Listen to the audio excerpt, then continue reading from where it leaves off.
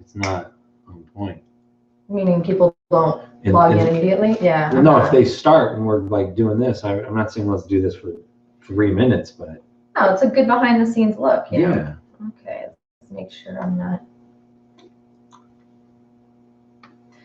And then let me know when you click the link. So this is what people will see. This is what people will see, and then their chat window is on here.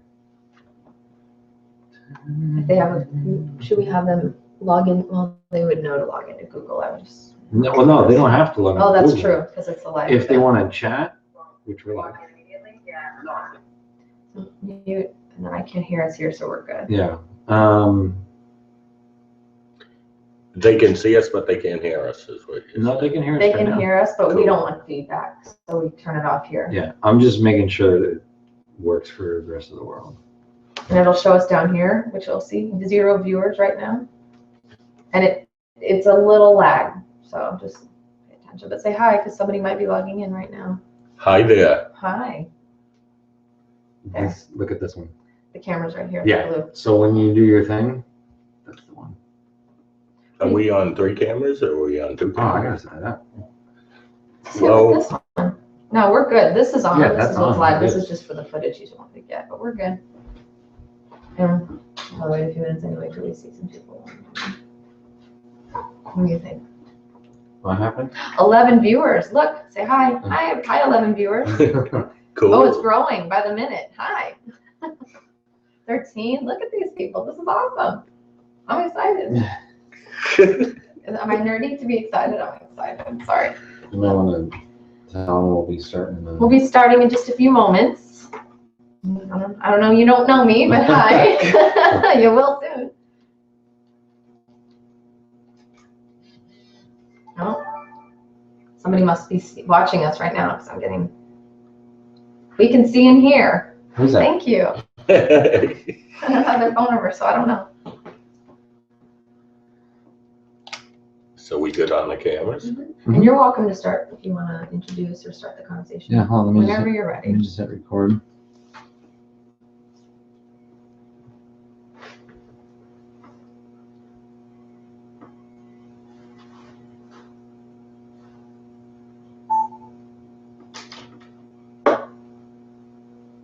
We good? Yeah, that's on. These are on. Hi, I'm Rhee Gold. Welcome to our podcast. I'm with 2 podcast specialists here. We've been filming this week, making webinars to go up in the future. You'll see them real soon. I'm going to let Lacey and Chris introduce themselves, tell you a little bit about what they do, and then we'll start our conversation. Also known as Cagney and Lacey, by the way. It's not the first time, but you're the one that keeps carrying that true. All right. Hi, everybody. I'm Lacey Urcioli. I am Chris Cerrone, and we host a podcast called The Cerrone Show. We do a lot of work with Rhee, and we thought this would be fun, not only just for us, but especially Rhee and his audience, to record a podcast together, but do the live streaming so that you guys can see it in real time, but start now so you can get like a true behind the scenes of what's going on and just the whole process. So We're excited. Thanks for having us here. This is exciting. in a minute, we're actually going to start the show. So just so you guys know what's going to happen, I'm going to hit record here, and then we're going to be starting the podcast. So we're going to be doing a totally new and different introduction. So If you have questions and you want to join in the conversation, or you want to have some recover something, log into your Google account or just click on the chat box. I think you might actually Am I doing this be able to chat. no. We got it. Yeah, You're we're good. good. Now you get to relax. Yeah, I didn't have it in my notes to do the next introduction, so I want to be sure that I don't have to think real fast. You don't have to be on stage for once. Now we just get to have a good All right, conversation. So if you're watching us live, click in the chat box and feel free to send us questions. We'll probably hold those till the end, but we'd love to hear from you. Awesome. All right. We have Canada. Nice. From Vancouver, Canada. And our buddy Tom. Nice. Anybody from Vegas? They should log in and say hi, because we're from Las Vegas. Yeah. If you can, type in where you're from. in the chat box, so we can say hi and give you a shout out. I have my notes for the show on my phone, so I'm not going to be texting. I'm actually looking at my notes for the show. So ready whenever you are. Okay, let me just pull up our stuff and then we're good to go. Look at that. The numbers keep growing. That's fun. Weird. It's like, oh, there's people that can see you right now. That's people who are getting out of class.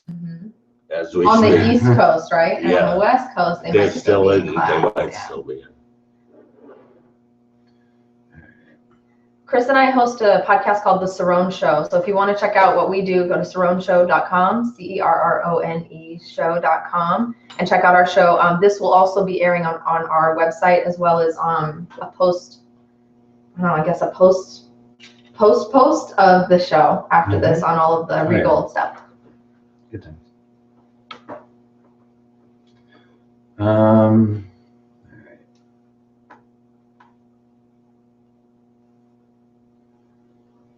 This is good. I Giving just people want a to say, chance. what a way to spend a Friday. Yeah, right. Where's the cocktails? Did we bring the bartender in? We should. Special event. True. I like that. And this is good that we're taking a minute because we're giving people a chance to continue to log in. If you're new, just stay tuned. Okay, real quick, and then I'm gonna start. San Francisco, Fargo, North Dakota, Plano, Texas, Michigan, Indiana, Omaha, Wow. That's awesome. Vancouver, Canada.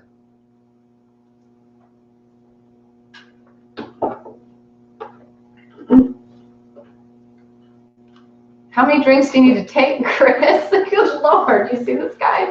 Come on. Okay.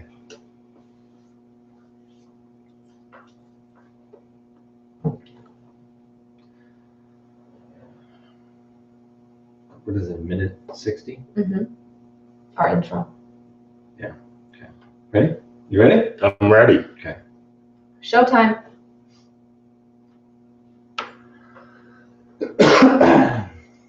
That's attractive. I like that. What's happening right now? We're about to start the show. So Lacey and I are going to talk for about a minute-ish, a little over. Don't say anything. And then we're going to roll into your intro. And then when we end with Rhee Gold, how are you, or how you doing, or any variation of it, that's when you're like, hey, then. Okay. It's like when we're on. Right. Cool? Yes. Good?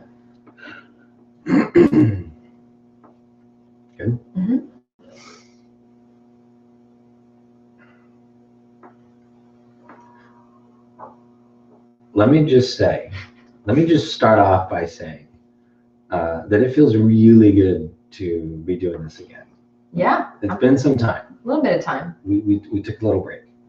It feels really good to be doing this in the way that we're doing this, in a little bit of a different format, which we'll talk about in a minute. Yeah, in fact, I'll go ahead and talk about it right now. Okay. So, take it away. It is a very special, very unique, very different episode of the Cerrone Show, because it's not only the Cerrone Show right now. It's being housed under the Cerrone Show umbrella, but we're also doing a simulcast Google Hangout with our next guest, who I'll introduce in a minute, with his audience. Yeah. And let me just say, his audience are like, you know what they're like? They're like the people who line up around the block for when the new iPhone comes out. True, they are very loyal, very These loyal. people are loyal. They will sleep in tents. For this guy, for sure. For this guy. And I don't know, I just love him to death. And we wanted to do a show with him for some time now, and just because of whatever reason, it just didn't happen. But yeah, so it's a two-parter. I love it. And I love that, we always talk about our show and being able to introduce new elements, and the live stream is kind of cool, like it gives us a chance to be seen and heard, but also, sometimes people wonder what our guests look like. We put the prettiest picture up of our guests possible when we post the show. And, sometimes they're not the prettiest people. So we're here to show them that that can be the case. We're going to put a pretty picture up of today's guest and show that he's the same guy in person too. So let me just say something about that. Like, we're obviously biased because we're podcasters, but more than just podcasting, I would say that we love the creativity aspect, and it's not so much like it's a podcast, so it's audio only. Like, no, for some people, yes, but like we love video, we love doing different things, and having the ability for me as a listener to a podcast, if I had the ability to watch it being recorded live, have the ability to see what the people look like, have the ability to see the mannerisms, and I mean, you grew up listening to talk radio. Yeah. It's the same exact thing. So for us to be able to do it with the technology that we have, like, awesome. Our next guest has lived, worked, and thrived in the dance community his entire life. I often say he's like the Steve Jobs of the dance world. And I agree. I totally agree. Really? Yeah. I don't think, and I'll continue with this intro, but let me just side note say, I don't think I can articulate not only how important this man has been for the dance community, but just some of the stuff that he has done, and the forward thinking, and just like, my gosh, he's from the dance world, but it's so much more than just dance. Absolutely. Like some of the stuff that I hear this guy say, I understand it's for the dance community. I kind of take that out though, and I just apply it to real life, and it's just like Bill and Ted. Yeah, mind blown. Right? Like Bill and Ted, you're like, whoa. That's what I do. So he inherited a dance studio from his mother, ran a successful dance competition for decades, I believe, right? He left to pursue other opportunities, became a publisher of Dance Studio Life magazine. He runs, operates, owns the Dance Life Teacher Conference. He runs, owns, operates the Dance Life Retreat Center. And that's just the beginning of the list. Yeah. It's amazing. It should be the Dance Life Retreat Compound, because we're actually here live right now in the Dance Life Retreat Center, which is absolutely amazing. I think I've babbled long enough. Mr. Rhee Gold, how are you? Very, very good. Did I do you justice? Was that okay? Yeah, you did me justice. You could have made it about half as long. Yeah, remember when I told you earlier, I know you spent a lot of time with Chris and I, and for those listening, Rhee is a client and a friend, and we're having a great time doing some cool business stuff together, but you spend a lot of time with us, and Chris often doesn't say much when we're in your presence, because I'm usually running my mouth for 25 hours, that to a point that you got to shut me up sometimes, which, like right now. So I told you, Chris is going to speak up, and you'll want to shut him up too. So welcome to my world today. So that's what I get for being around. Well, no, what it is, and I'll dote on you for a second. Like you're absolutely right. Like I don't say much when we're here. I just kind of do my thing or whatever. But I think it's because I just want to soak up as much as possible, because Lacey and I are here. Was it once a month or every 6 weeks or whatever it is? So like I take it as I have this short amount of time to, like soak up as much education and just things in general. It's almost like a college. Yeah. That's how I take this. Okay, good. Let's start this. I appreciate it. Yeah. But let's do our thing. I've been really interested for a long time now and wanting to talk to you about what it was like to start and run a successful dance competition business, which takes your life over, and really you were the director of it for what, 20 years, something like that? 24 years. 24 years. That's no joke. 24 years of on the road. That's hard living. I mean, cool living because you're in the dance community, but at the height of that business, you were fearless, and you decided, like, okay, I think I need to try something different. I did this well. Talk to me about that process, thinking. The process was different than probably you picture it. The process was starting at age 17, building it, learning how to build it, learning what worked, what didn't work, and then it becoming almost so big that it was overwhelming and it took over your whole life. So my end came with that particular business because there was no more joy in the business or growth of it. So wait, I want to say this. The hard part about moving on were the students I saw grow up, the schools that I had seen change and become better. Some schools, the teachers were my friends. That was the hard part about it. but running a company that is huge huge and evolving and changing dance world at the end felt like a speeding train. So for me, it was like, I'm jumping off of this. I'm not sure what's next, but I'm going. What I find so interesting about that, though, is I like that you defined that picture, because I think some people can glamorize it. Oh, you took a risk, and like I kind of did when I introduced it. Oh, you were fearless, but regardless of that process, you still had to kind of step over fear and just realize, like, I don't care what's next. I don't know what's coming. I really need to, for your own sanity, for your own life, and for your own personal growth, be able to say okay and move on. Well, were you at that mental point, or was that not even in the equation? Were you just saying, like, I need to step back? The process of making the decision to get out and going through it was an emotional roller coaster. But the only time I felt like what did I do? Yeah. Was the night. It was the last night that I was involved. It was a national finals, and I was in New York in this beautiful suite, because the hotels give you awesome rooms. And I was walking on a terrace and saying, "Oh my God, what am I gonna do? What's coming next?" But that lasted that day, and then I took some time off and figured out what was gonna be the next step, and what I had learned through that process that I could pick up on and run and dance with. I think the next step that I know of your story, and I want to hear you talk about it, because we've never really I don't even know what the right word is. We never really jumped into it before, but why we call you the Steve Jobs of dance is because you identified a niche in the community that nobody had ever talked to, marketed to, really paid attention to. You started realizing that the people who really needed the help were dance studio owners, people who maybe didn't grow up with a business background, who were artists, most of them, and who really just wanted to teach dance and have a great time. So you then, took all that knowledge from what you knew in this one amazingly successful business, and then saw an audience that nobody saw before, or really nobody really was marketing to. As if they were almost being neglected? It was the topic that was being neglected.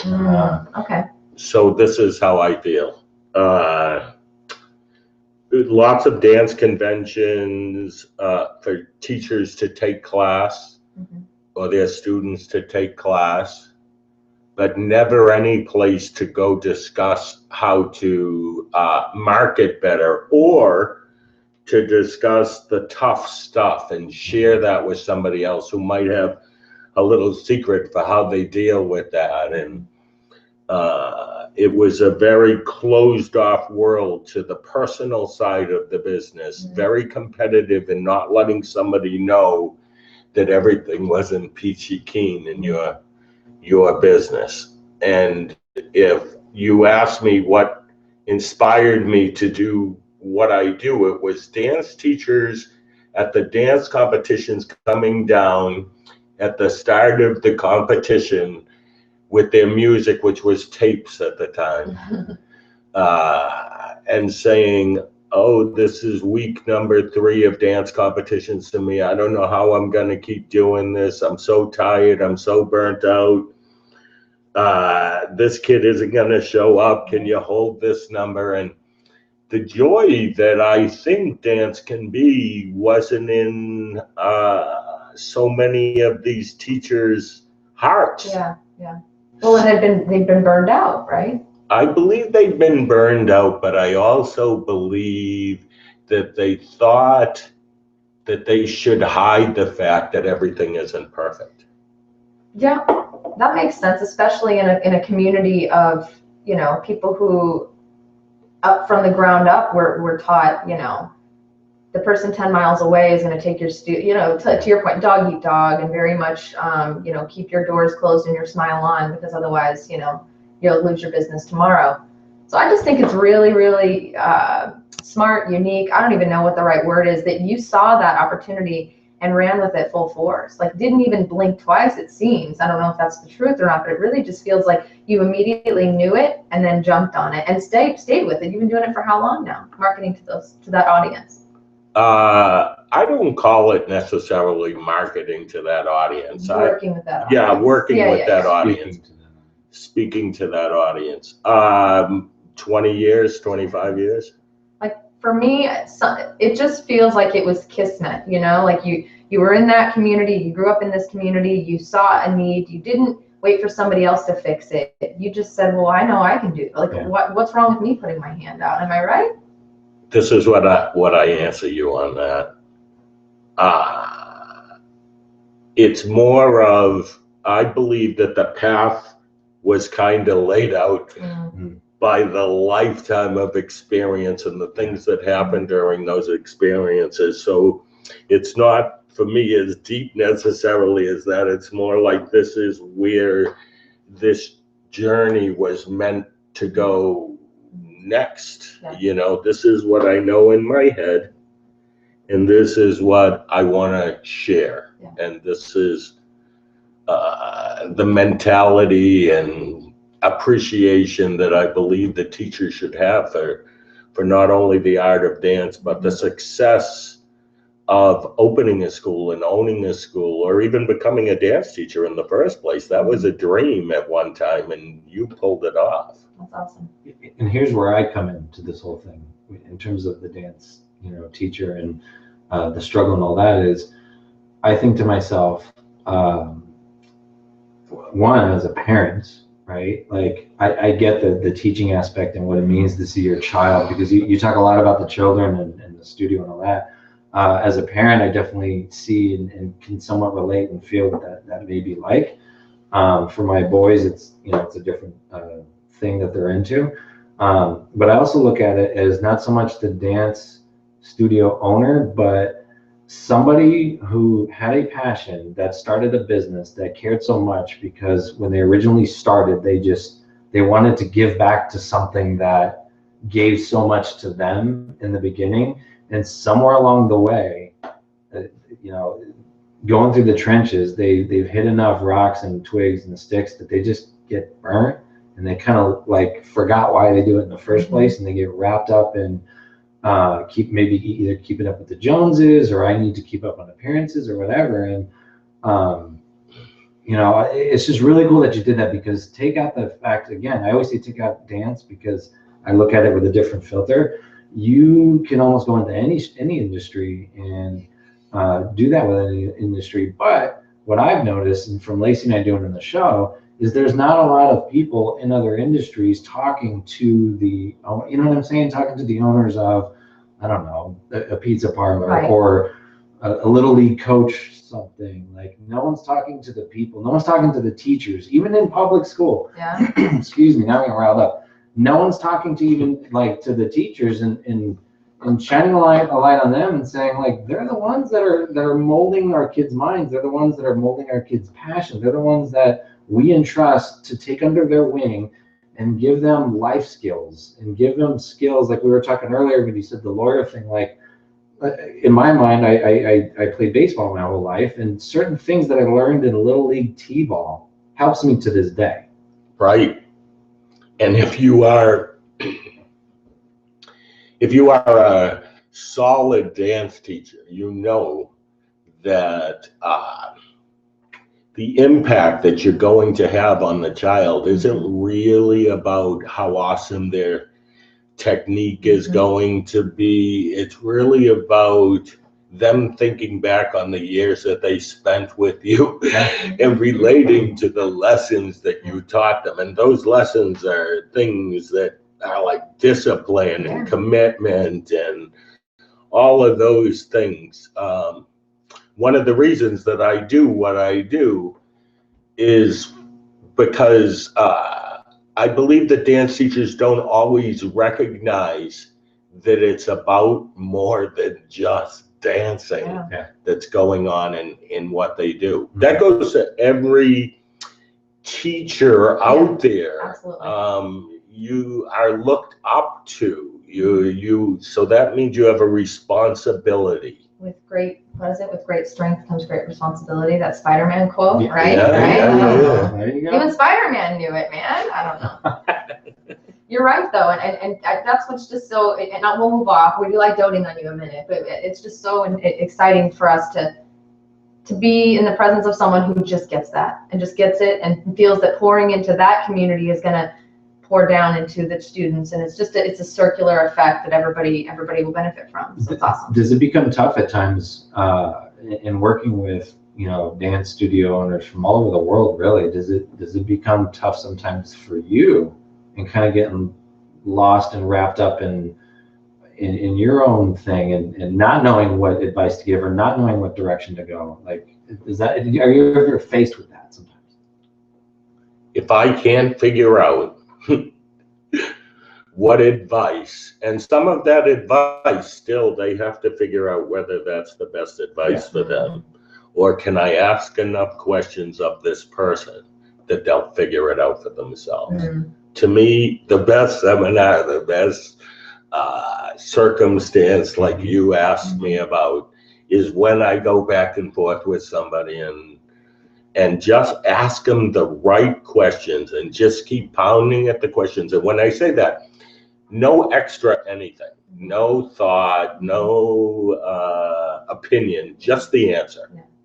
And by the time we get done with these questions, you'll know. Yeah. I believe that all people who come, and I work with dance people, so obviously that's our reference, but all people who land in that burnt out stage know why they're there and know what they need to do to rise above it or to get out, but they either have fear of doing that and questions rather than judgment or opinion.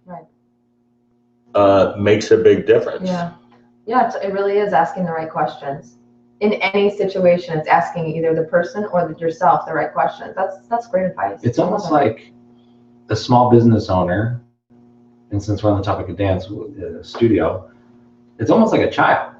Like you start off, new studio, new business, whatever, and you have this, like, there's no filters, there's no nothing. There's that wide-eyed, doughy, like the world is great and I can do anything and this is fun and amazing. And like a child, when the child gets older and they start to go through experiences, they make it a little more jaded and things start to change. And what happens, I think, is, at some point that child, when they become an adult, something life-changing will happen or whatever, and then they'll almost get that innocence back. That's the word I was looking for, innocence. They'll get the innocence back and they'll remember what it was like, when they were a kid and how much fun life was. And for the business owner, they'll remember why they started in the first place and why they could not get their studio off their mind, even at night.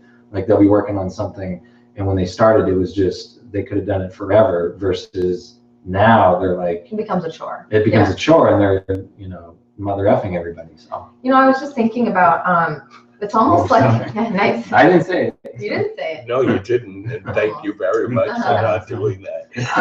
My attendees know you can think it, but you shouldn't say it. Yeah. That's good. I was just going to say, the best advice you should give to a new business owner or a new dance studio owner is to print on big paper or something above the door of their office whatever the phrase is as to why they began to do this in the first place, and then under it they should put, you can think it, but you probably shouldn't say it. There you go. I learned that from my grandmother one time after calling somebody a whole bunch of names on the phone that were like awful, and walked into the living room and she was sitting in there. Oh. And she was from Arkansas, and she looked, I said, I'm so sorry. And she said, I may not say it, but I think it all the time. So that kind of made me. I love it. So you starting to starting to work with the dance teacher community and the dance studio owners and things like that led to you starting the Dance Life Teacher Conference, right? Yes. I mean, it started with Project Motivate. When you say next, I'll talk a little bit about how this all evolved to where we are today. Okay. When the competition thing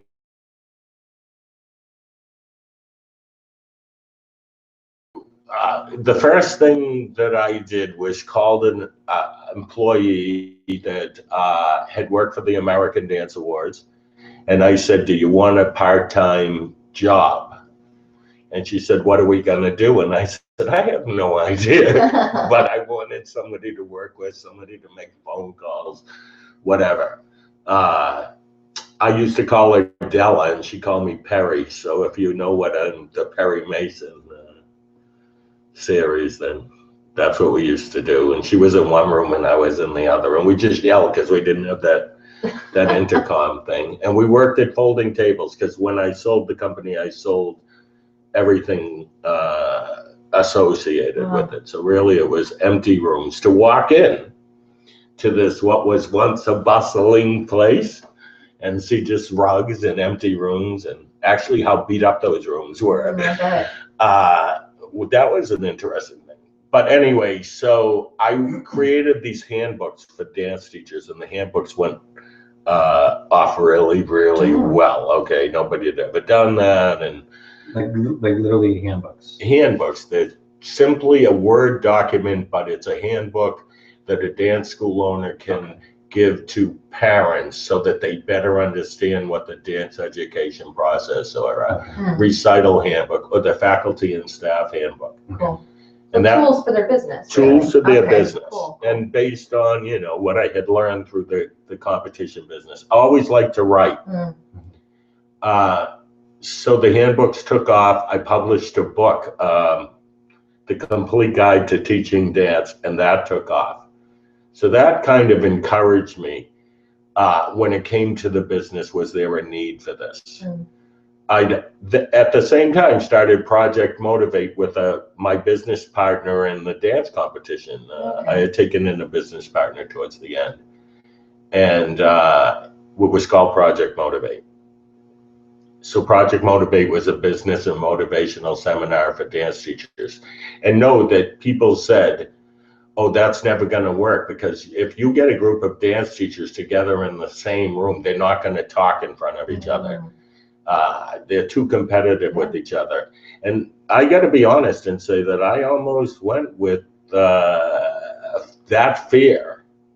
In the first couple of years, it wasn't all that successful. And then it started to take off. And eventually how it became the conference was because the Project Motivate kept getting bigger and bigger and bigger. And so so the conference is every 2 years. Conferences every 2 years. And it's hosted at the beautiful Phoenician Resort in Scottsdale, Arizona, which is like a palace. It's stunning. I don't know, that's what I've heard. I'm excited to go this year, by the way. What is it, 700, 800 people come in, 1,000? I don't even know. This is what I'll say without bragging, but I'm going to brag. This is awesome.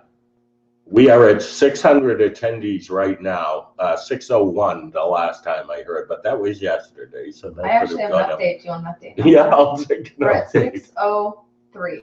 Awesome. And maybe after today we'll be at like 623. Who knows? All right. 603. Way ahead of where we've ever been before. Awesome. My guess is that we can probably only go to about 800 or maybe a little over based on the space and what's going to make the event run really well. So that started with 20 people sitting in a circle at a hotel room. And know this too, it needed to be Project Motivate while it was Project Motivate. It needed to be this thing that grew and evolved. I learned a lot sitting in that circle. The next couple of years, I started to stand up and talk about the things that I knew and I learned. It wouldn't have been good for it to have been that conference, or good for it to be 700 people in attendance. It needed to grow and evolve. So because we have so many dance school owners, listeners here, that same thing goes to your business. We all may wish to have 300 students the first year, but reality is, can you handle 50 in a professional manner? And should you do an awesome job with those 50 and then prepare for what that turns into, the 100, rather than trying to grow so fast that it it becomes out of control. But wait, I know I should give you guys some time to talk. The best thing is to be really on top of whatever you've created and impress all of that clientele with how on top of it you are, and you're guaranteed that it will continue to grow. You know, it's something that I've noticed, just maybe it's because it's social media these days. I don't know what it is. It's online. Everybody's online, and you know, which is awesome. We love online, but everyone seems to think they can just start a conference tomorrow and have 800 people there, and they're disappointed, and then what's bothering me too, and I'd love to talk about this with you, Rhee, is the way, even in the dance community, I've seen this, the way some people can blatantly say, I guarantee you're going to get this many new students or new followers or new this or new that. They're making guarantees that they can't back up. What is that about? Well, real quick, that's not just the dance community. No, I know, but I'm just, You see that everywhere. Everywhere. It's not only the conferences, but you know, people starting any business online, they think that they can just open up shop and make it work and make guarantees. First, I'm going to talk about the business of selling, and because that's really what you're talking about. Yes. I feel this way: a diversity in opinion and how to run a studio is awesome for a teacher. This business thing that I feel like started with Project Motivate, that is blossoming right now really fast, will make the industry better. But I will say this: if somebody is marketing to you and saying triple your enrollment in 48 hours or 2 weeks with this program, that bothers me, because listen, there's so much more than this, like I don't know what it is, but this amount of information that you're about to receive that you're paying for, that it takes to double an enrollment. Meaning you can't do not a good job at what you do and double your enrollment. You can't be in the middle of a dance season and people are all over and their kids are all over into the activities that they do and double your enrollment. There's so many things that it takes. So that bothers me, but he said it. As a publisher, as a business person, I see all of those. Sell the incredible and become a millionaire overnight. And then once you hit this level, it now costs you this. Okay, but really the first level didn't tell you what it was that it was advertised that it was.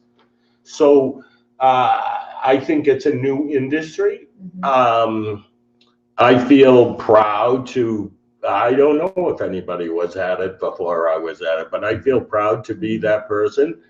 And I feel like you could see by the numbers at the conference, it takes the 20 years of experience and the talking in every conversation with thousands of dance teachers, whether it be business or personal lives or balancing it. That experience is all in my head. Sometimes I'll work with people and they'll say, how did you know to answer me that way? It's because there are other people that were answered that way. This is now... it's a common problem, pain points, right? I think that that's so common throughout business too. So many people feel like they're all alone. Nobody knows what they're going through, and that's, I think, the importance of a community in the dance community. I think we talked about that earlier today, just on a side conversation about camaraderie and loving on one another a little bit is so important, because gosh, you're all going through the same thing. Why not figure it out together? You know, I mean, within reason, and be able to still run your business. But I don't know. It's cool. Is it almost like people just, and now I'm speaking from my side of the house, is it almost like people just need to... How is it on your side? Is it cold up there? Very cold.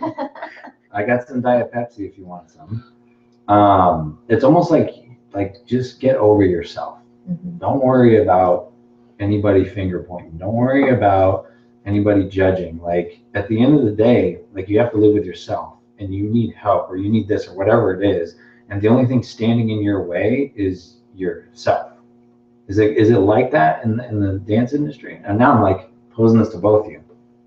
Oh, because I'm like this expert in the dance industry because I want to dance. But We're sitting next to the Steve Jobs and you're asking me. This is a roundtable discussion. No, I know. And you now just summarize that question real fast and say it. In other words, what did you just say? I didn't want it to come out that. Oh, I just tell it straight up. Yeah, Come on, it's okay. no. Does the dance studio owner just need to get over themselves? I wouldn't put it that harshly. I think the dance studio owner. Not in a bad way. Just be like, look, it's okay to ask for help. You don't have to be perfect all the time. I get it. So as a business owner, I would advise you that language right there is not the way that I explain it if I was marketing. And listen, one of the things you say, get over yourself. In our dance field, people never talked about this stuff before. Yeah. They never talked about what it felt like when kids move on who've been with you for 15 years, or kids move on to the school up the street that you worked with for a long time. Nobody's ever talked about those issues before. So when they're trying to figure out how to get over themselves, if that's a good way to put it. Get over the fear of asking for help. Get over the pride issue, the ego, the whatever, not even ego, it's the pride. It's swallowing your pride. Swallow your pride and ask for help, because why not? And know that these people who are in the dance education profession, who might even be up the street from where your school is, you all live the same life. So find some of those people to make good, solid friendship with and get things off your chest and have somebody to throw ideas off of it. I think that's really key. Just that alone helps someone who's lost out there in the wilderness. Yeah. And I'm going to say it, maybe nobody else will say it, but I'm going to say it. The help doesn't come in a box always. Help can come in a box, but the fix and the magic pill and all those things doesn't come in a box. It's really, you've got to take a back to basics approach to it first, and then find the tools that you can use to then enhance your business and grow and profit from that and be able to live the life that you're trying to live, happy, balanced, and profitable, hopefully. You have to know what it is you want, though. Yeah, that's true. So this will go for Cerrone Show listeners, Rhee Gold listeners. You have to look at who you are and what your personality is and what your passions are. You can't look, and I'll go back to the dance studio for a second. You can't look at the studio up the street. Maybe they're very, very successful, and believe that if you duplicate what they do, you will have what they have.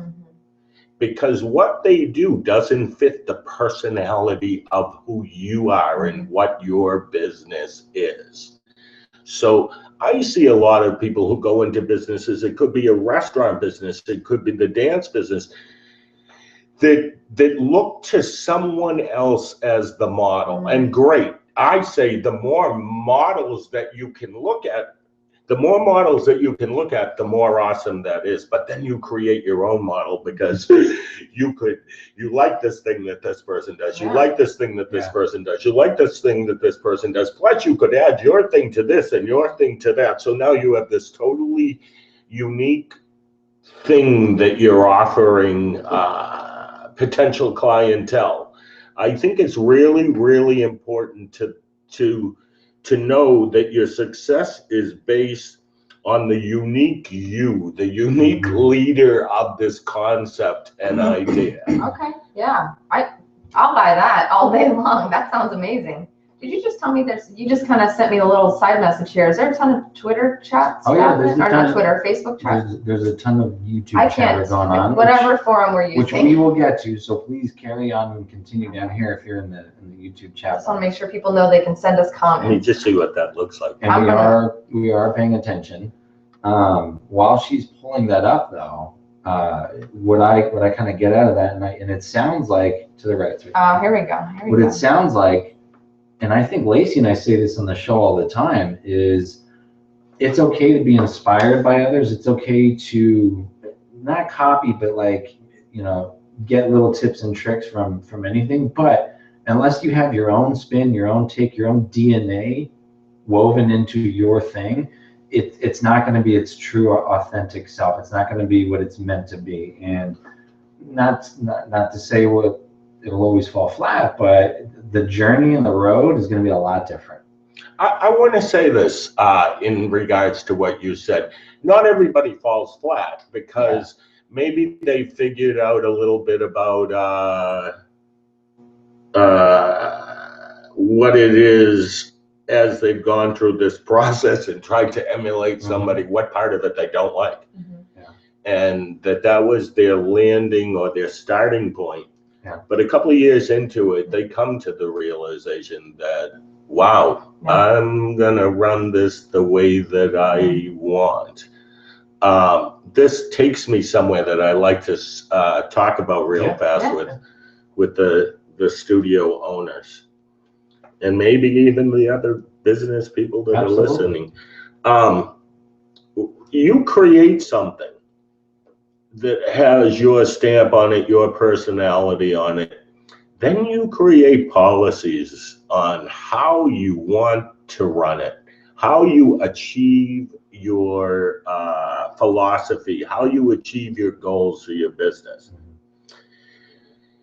Sometimes in the dance business, there'll be a school owner who is challenged by a mom of a student or somebody who dislikes this policy or wants their child to be able to miss this mandatory thing that's taking place at the studio. And a dance school owner will give in and say, well, that's okay. And that giving in is usually based on a fear of losing the student. Okay. Or the client or whatever. Right, student or client, however you want to look at it. Sometimes you have to stand up for what you believe in and what is right and gain the respect of the 14 or 15 other clients involved in that class who will respect the fact that you stuck to what you said. Standing strong and knowing what it is that you want to create and how you want to get there doesn't mean you don't live and learn, doesn't mean you don't listen to people's suggestions and ideas. Listen to them with a smile on the face, even if it's not something you appreciate, because you will gain something, you will learn something. But run the school the way that you want to, and if you lose a student here or there, you may gain more because the people in your studio will feel like, wow, she stands for something. Yeah. She can explain why she stands for it. I respect that. Sometimes you will gain the respect of people who disagree just because you stood for it. In America, all across this country, somebody has to stand for something. That stake in the ground, you know? And have their own belief in what it is they want to accomplish, not just run with the flow, because that's, I don't know, that might gain you followers or something, but it's not really what's in your heart. No, true. I can't think of an example right now off the top of my head, but I know exactly what you're talking about. There's been so many people throughout my life that I 100% disagree with, but I respect the heck out of them, and I would almost stick up for them. And like, look, you don't have to believe in what they believe in or do what they do. And I'm talking about everyone, not just dance viewers. But at least they're doing something that they believe in and stand up for, and you got to respect that. And no one could take that away from them either. Right. Can we talk? Sorry to switch gears. No, go for it. Can we talk about this amazing, beautiful building that we're in, and what led you to this place, the Dance Life retreat center, which is where we're sitting. For those of you watching, this is one baby corner of this amazingly gorgeous place, located kind of in the woods, at least for people like us from Vegas, kind of in the woods, but beautiful. Definitely right? you.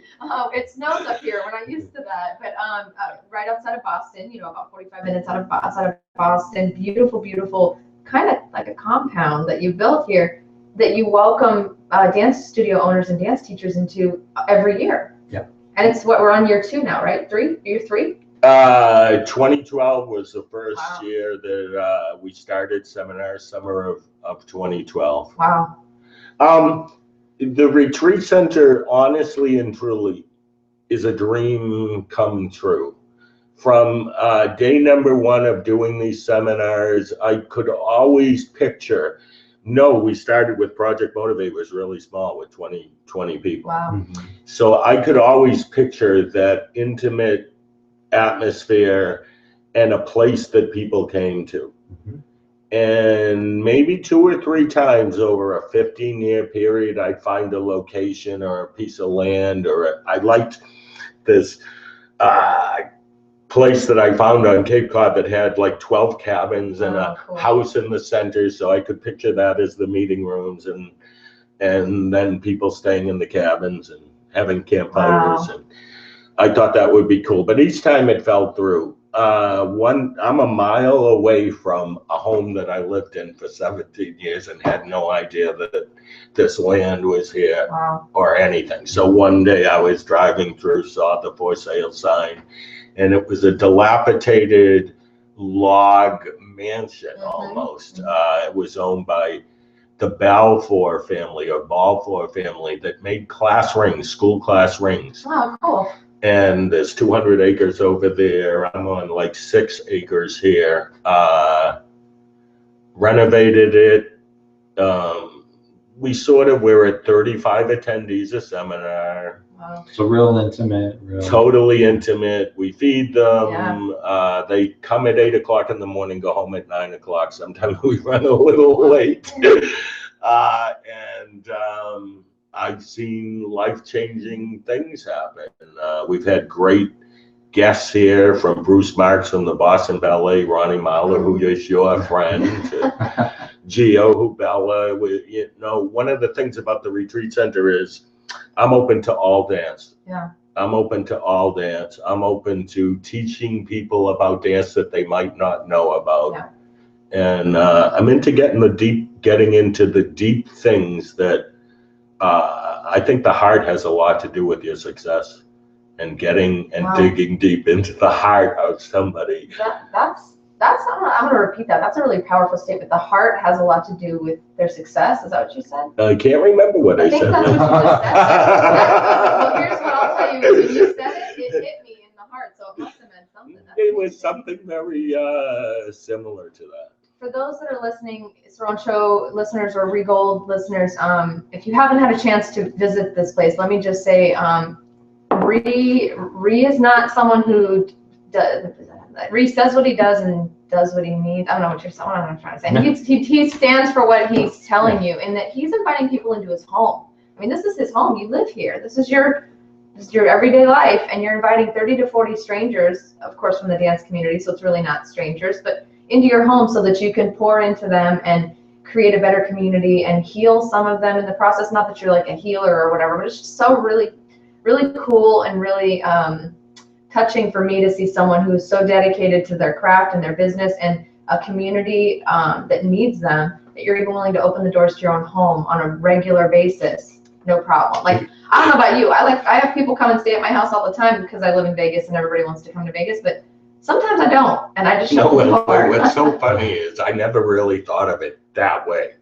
But growing up in my mother's studio, there were always millions of people, not millions, of course, but there was always a group of people who were staying with us. So this extra person who wanted to study with my mother was now living in that bedroom or that couch. I have dance former students who are in and out of this place. Wow. I think it's funny too, because your mom's dance studio when you were a kid was started in your basement of your house, right? Yes. So it's kind of this, you're kind of repeating history a little bit by continuing that process. And also pouring back into something that your mother loved so much, which is really cool. Yes.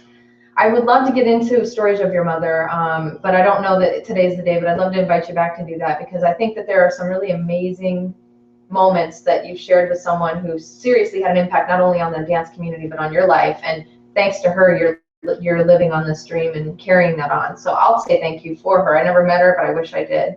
And you have to come back and tell us more about her. I will. And to summarize that real fast, what I do and what my brother does is a continuation of what she started. So that's family kind of biz, yeah, and philosophy and business and everything else. What do you have over there, Chris? Chris is thinking deep. No, I got nothing. Oh no, you do. I got nothing. This is so random to say, but how does it feel to be a trendsetter in this industry? How does that feel? Is that weird for me to even ask that question? A trendsetter in the industry. Well, you're always ahead of the game, Rhee. Look at you. You're doing a live broadcast right now. This is cool. Yeah, that, or how does it feel when you're at a conference or you're at an event or when you're having people here and they come up to you in this way that kind of takes you back and it's just like, wow, this is crazy. This is it for me. People say, how do you stay focused and build these things and all and know what it is you want to do, or take that risk and have the confidence to do it? What you just talked about is how I do it. Meaning that dance teacher who comes and gives me a hug, or her husband who somehow got talked into coming with her, says to me, you just changed her. I've been trying to tell her this for years. Will you come and talk at my candy company's convention? That's what keeps me going. Last summer we did 36 days straight here, and that was not really the smartest move on my part. To wake up in the morning and be on it for 36 days was not good. But by the end of each of those 36 days, watching how happy each of these people were, it's the momentum to get up and do it again the next day. Honestly and truly, that's what is the motivation to keep it going. And also, what's the next idea that you need to do based on what you learned? Hear this. I believe that when I do a seminar, I go home from the seminar with as much information as I gave. Yeah. Because I hear what they say, whether it's business related, personal related, it's always something new to learn from them. And that's where the new idea comes from. Wow. I know you hate people doting on you, so thank you for letting us dote on you for the last almost hour. But I wanted to let people ask some questions. Is that okay? Yeah. Can I say that? Ask. I'm starting to sound like you. Listen to me.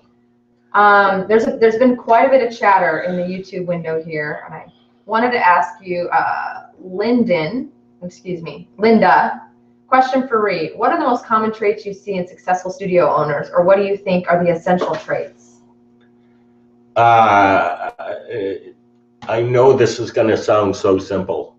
The most successful studio owners that I see are the ones that have confidence in themselves.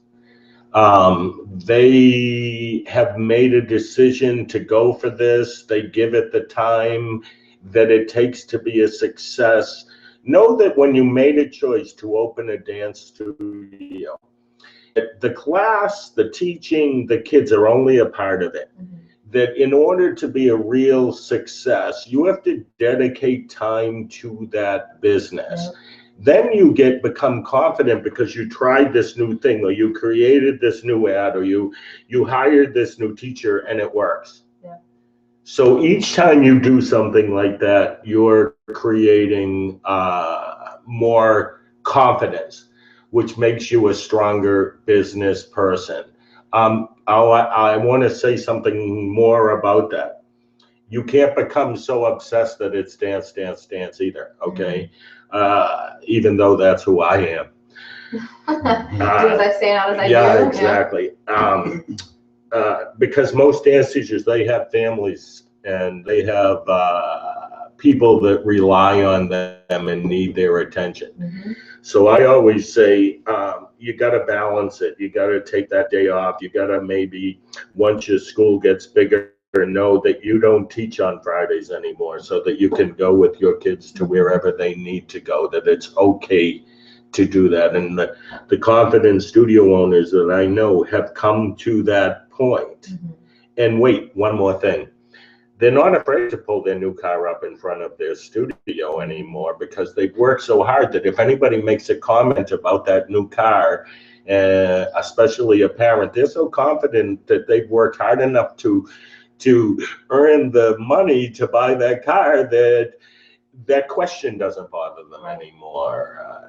Really, there are less things that bother you because you know where you want to go and you know what you want to do. It also seems like what you're saying too is it's important to accept your success, like accept the fact that it's nobody's business. Like, you know what you put into it, and to be, to your point, confident in what you put into it. Same thing with the seminars. You're going to get out of it what you put into it. Life is you're getting out what you put in. I see people who think that they want to open a studio and think it's all about the dance and I'm a great choreographer and we'll win lots of awards. They don't realize that it's a waiting room full of parents and it's toilet paper that needs to be replaced and leaking roofs that need to be taken care of, and business and marketing and newsletters and recitals and shows and stress people. I don't know, I totally left that. I was, yeah, that was a little overwhelming. I feel better. I got it off my chest. Take a breath. Darla is asking a very dance-specific question. Okay. Do you allow kids and teachers to pick the choreographer / students that they want to work with when working on intensive solos, duets, or trios? No. Let's back up from this question and then work our way in. I don't believe in giving, and I know it's hard to take it back once you've done it, so don't think that you could change this overnight. I don't believe in asking parents or kids if they like the music, if they like the choreography, what's their opinion if we go with this costume? And some people, novice or I don't know More if that's novice? more novice people, believe that maybe by asking those questions that they're building a personal relationship with somebody.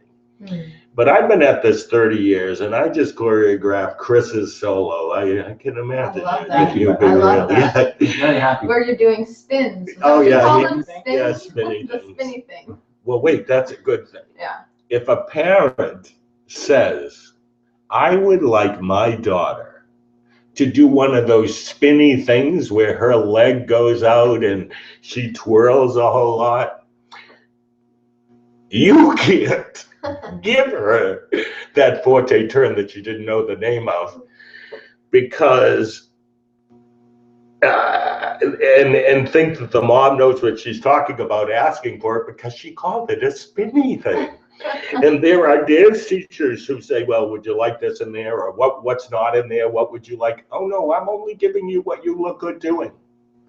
And I'm explaining to the parent that if I give her this move, then I'm actually showing the judges or the audience what she can't do. Yeah. So what was the original question? Because I don't know that I got it completely. No, oh gosh, let me go up here. Darla says, do you allow kids to pick their choreographers? No, I'm going to assign a choreographer to a dancer based on the personality of the dancer and what this choreographer does best and what we know about this child after all the years that we've had her. There'd be no more than me working with my faculty to make that happen. Please don't think I'm totally closed. But when it comes to this decision-making process, I know that part of the stress that school owners go through is because they ask parents their opinions too much. Yeah.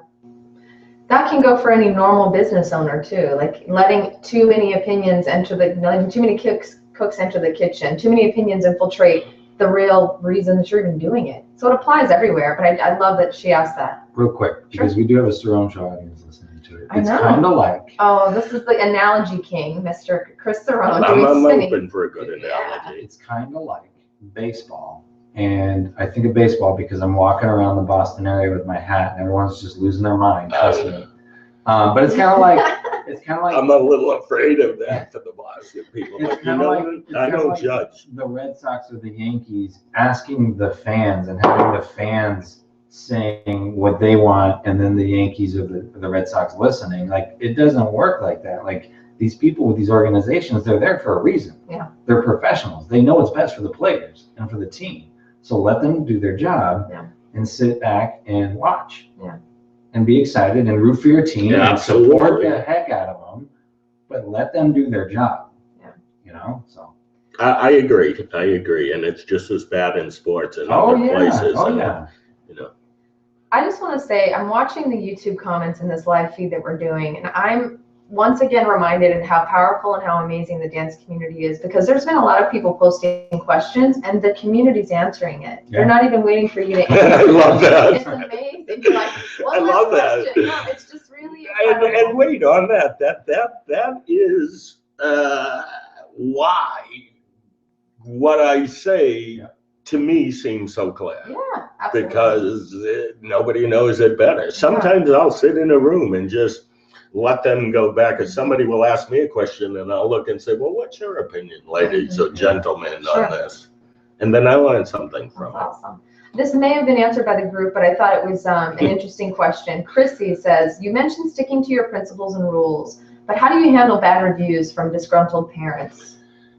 Not everybody is going to love what you do. If I had a disgruntled parent write a review somewhere, I could call 22 people right this second and get them to go on and add 22 awesome reviews to this disgruntled parent. One thing that we have to learn in any business or just as people is that when somebody says something negative about you, you can make the choice that you're going to let it bother you, or you can make the choice that you're not going to let it bother you. So then we go back to confidence that we were talking about. So if somebody says, oh, Rhee, that seminar you did the other day was not good, and it wasn't worth my money. I could be really, really upset. And hear this, I could even stay up all night for the next week. That's what I'm thinking about. But there were 34 other people. Yeah. Okay, we tend to only think about the one that said the negative and totally believe them. And the 34 that told us how awesome it was, we don't believe them. Yeah. We think they were being kind, and that this one over here was right. So, where were we? I think. What was the original question? Because I just want to. So you need to stay. Shoot. What do you do about a negative review from a so parent?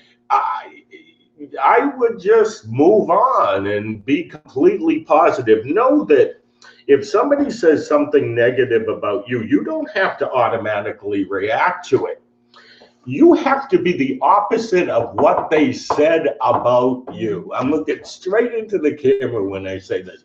You just have to be the opposite. If somebody says you're not good at this, be the best that you can be at this.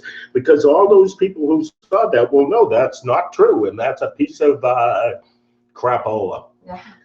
I did want to say too, I'm seeing a few people respond to that, which again is awesome. Thank you guys for being so engaged with one another. What I think is amazing too, what's an interesting question that was brought up is Yelp reviews and online and social media, and how do you deal with that? What if you get a negative review on a Yelp or a Facebook or this or that? I thought that's what we were talking about. Okay, I just want to make sure you have the same philosophy. Oh no, I do. I got 300 students and he wrote a bad review. I can take care of it.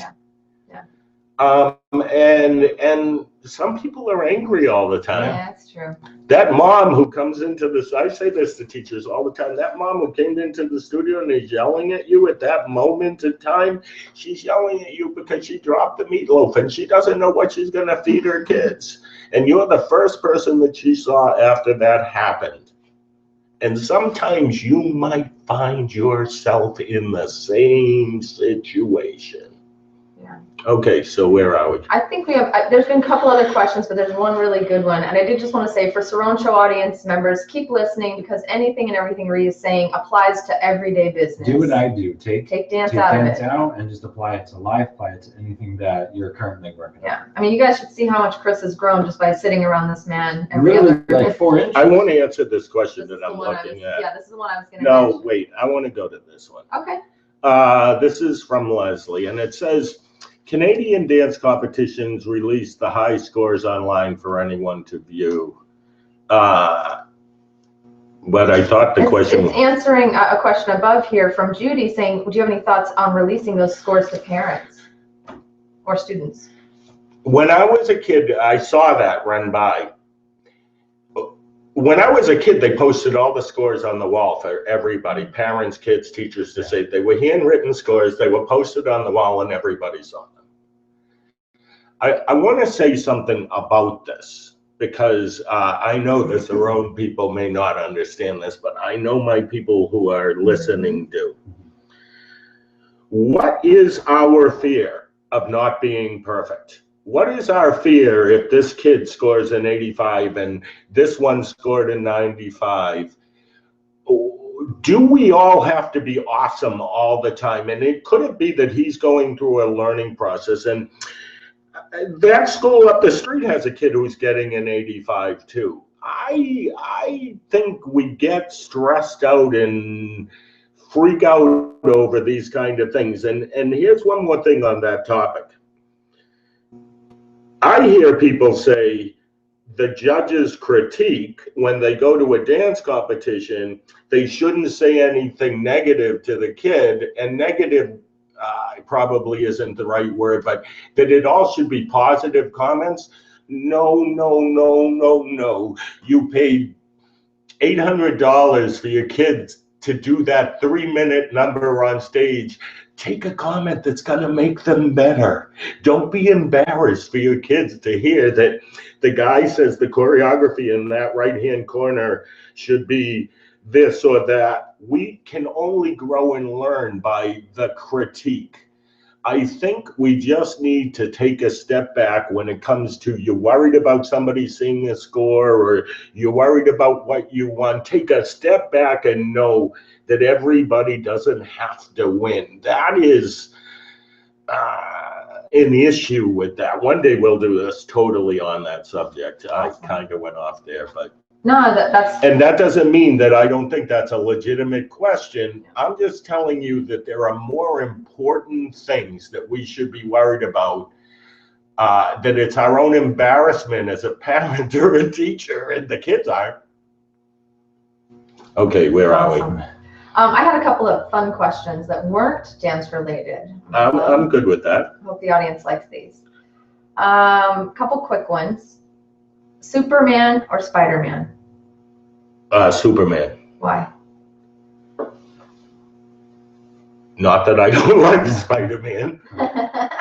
Don't be Or afraid to those- discriminate against Spider-Man. or those that are into Spider-Man. I can't believe we're talking about this.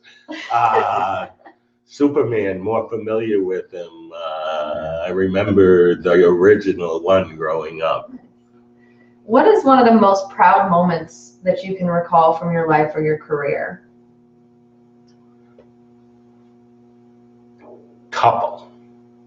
One just happened. The 50-year anniversary of our family studio. Being there and looking out and seeing faces. Some people were 60-something years old. They started there 50 years ago. Wow. And I knew them back then, and I was 2.5 or 3 years old. That day, that moment, our family was here from all over the country. Many of them had never seen what this dance thing was. Our Yankee cousins, because they're all from Arkansas, Tennessee. I'll give them a shout out.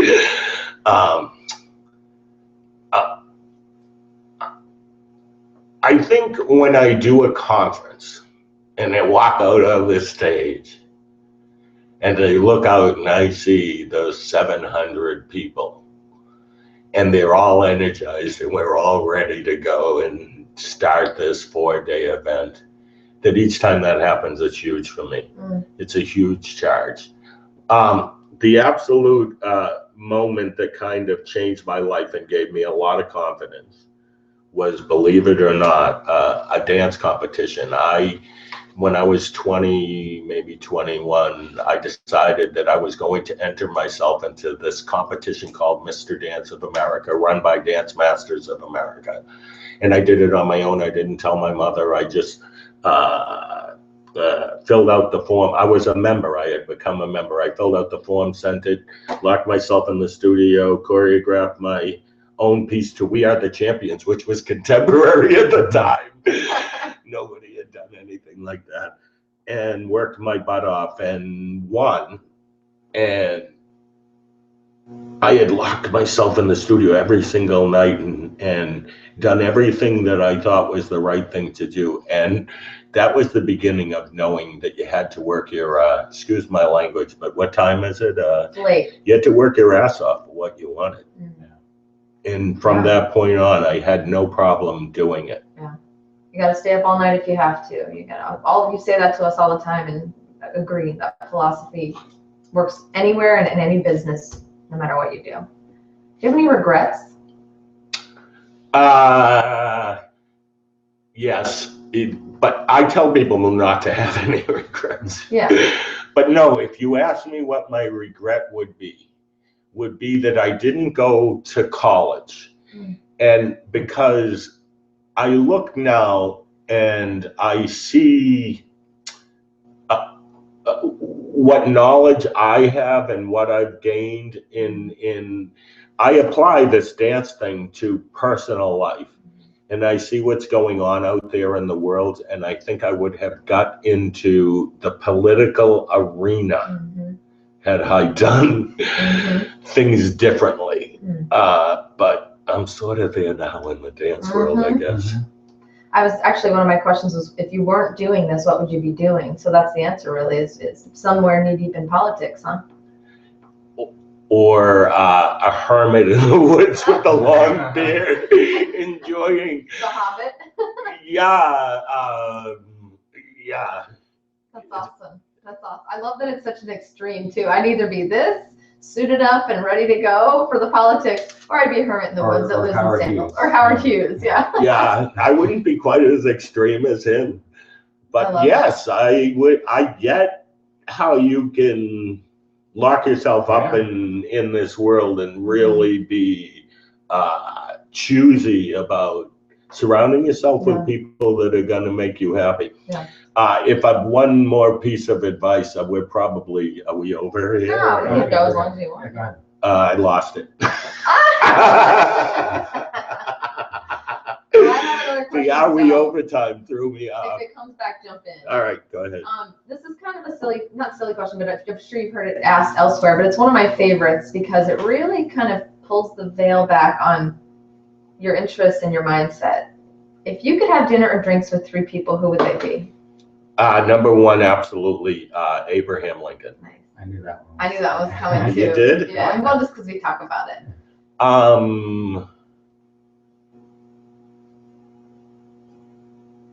Okay, I got 2 people left. You can do as many as you want. No, but I'm give me 3. Yeah, total of 3. The other 2 would be my parents. Yeah. The other 2 would be my parents.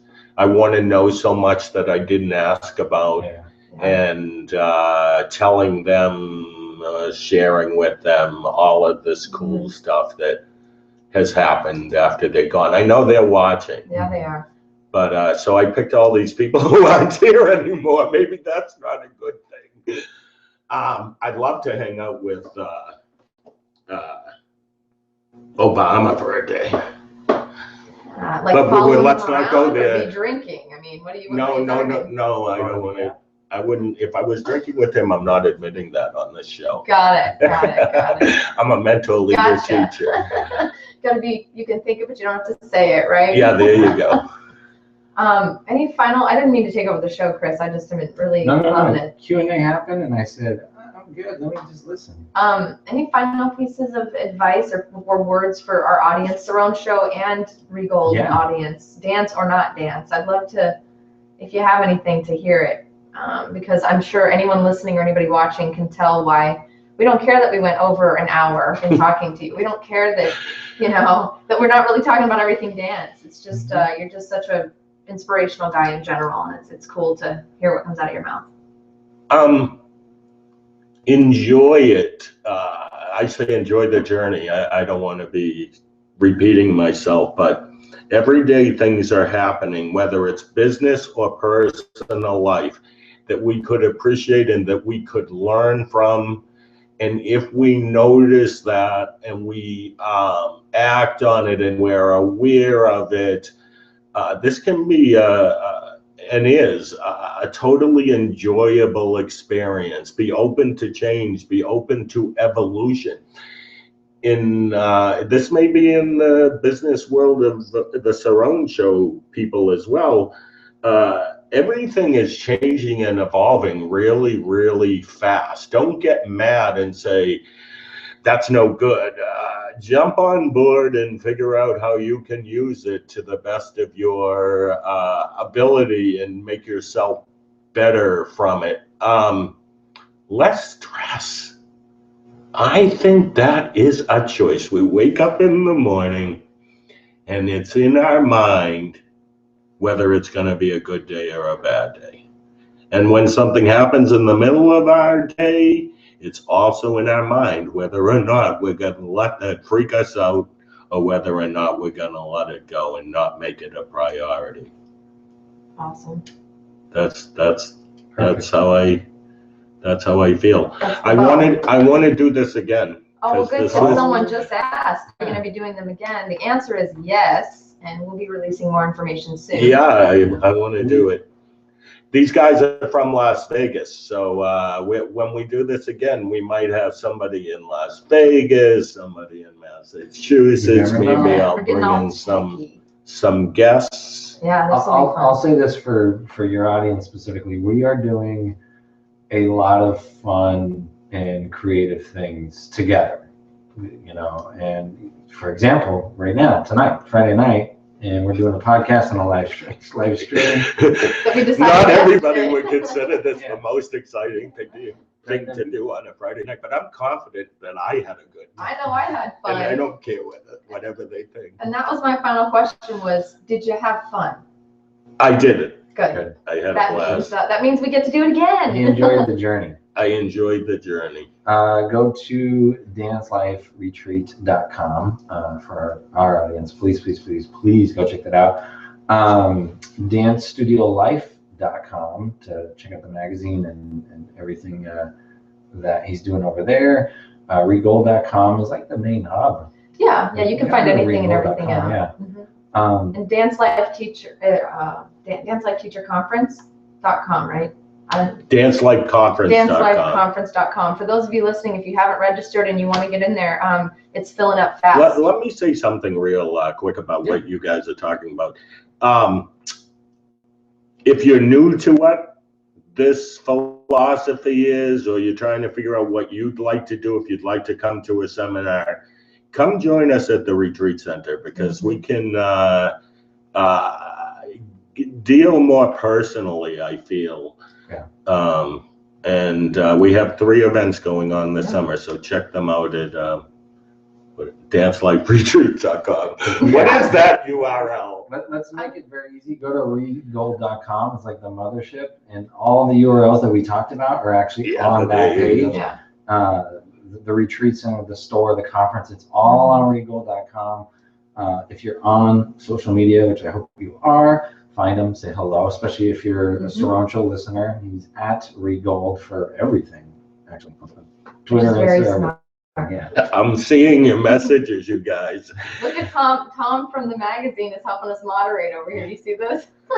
Thank you, Tom. We love you. Wow, look at all of these. Okay, you had a good time. I had a good time. Signing off. Enjoy the journey. Thank you.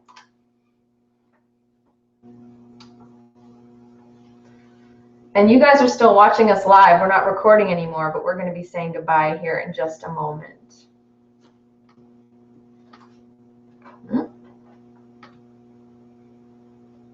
Maybe we're never going to be saying goodbye. This is a virus on your computer. You're never going to be able to turn off.